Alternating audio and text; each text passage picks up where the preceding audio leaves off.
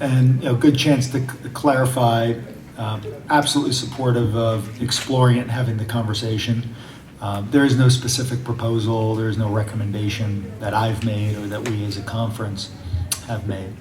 The rationale for it ties back to the letter that our CEOs put out last May. You may recall our presidents and chancellors have been on the forefront of reform and wanting to see a meaningful reform agenda in intercollegiate athletics.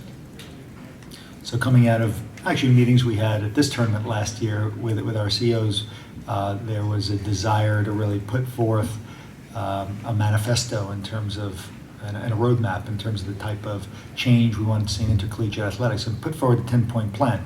One of the points was, given the concern about one and done, hopefully encourage the NBA and NBA Players Association to address raising the age limit.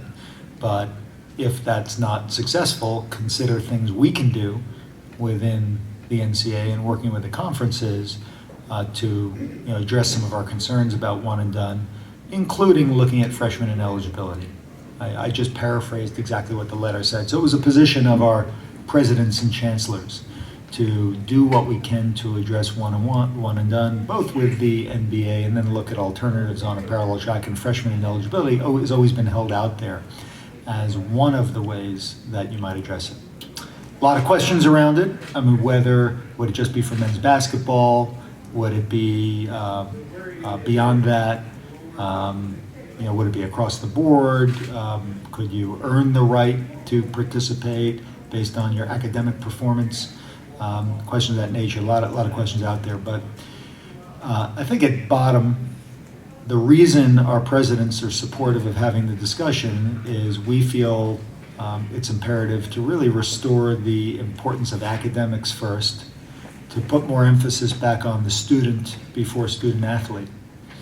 And freshman ineligibility would be a very dramatic way to make the statement that the expectation is that students be integrated in school, they be going to class, they be staying eligible, and have a chance to get their sea legs under them as students before they're kind of thrown into the competitive cauldron of intercollegiate athletics and then have to deal with those additional pressures as well.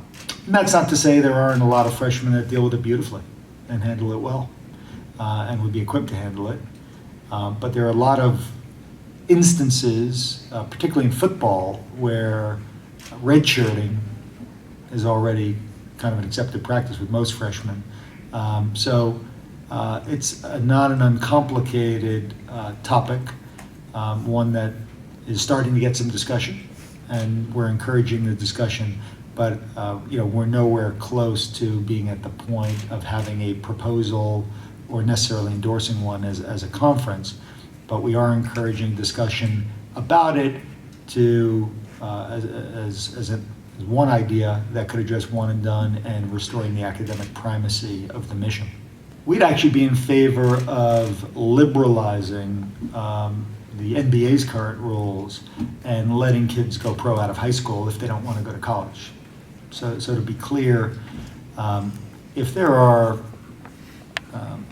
great prospects coming out of high school that don't really want to take advantage of the great opportunities they have for an education and to position themselves for better success in life outside of their sport, I, for one, don't think that they should be forced to have to either go to college or go play in Europe or play in the D League or do anything else for a year before they could go to the NBA. That's not our rule, though. I mean, that's the NBA's rule.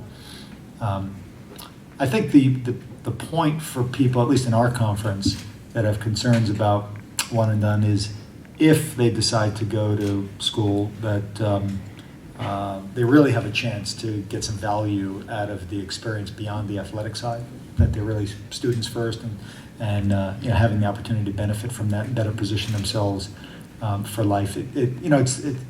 Basketball is an outlier. In football, student athletes are there for 3 years at a minimum. In baseball, they have the choice to not go to college, but if they go to college, they're going to be there for 3 years. And basketball is an outlier in that you have a handful, because I don't want to overstate, it's not the majority. I mean, it's a handful that aren't even staying in school for a year. And there's a feeling that it's an outlier, and it really skews what the experience is for most student athletes and should be.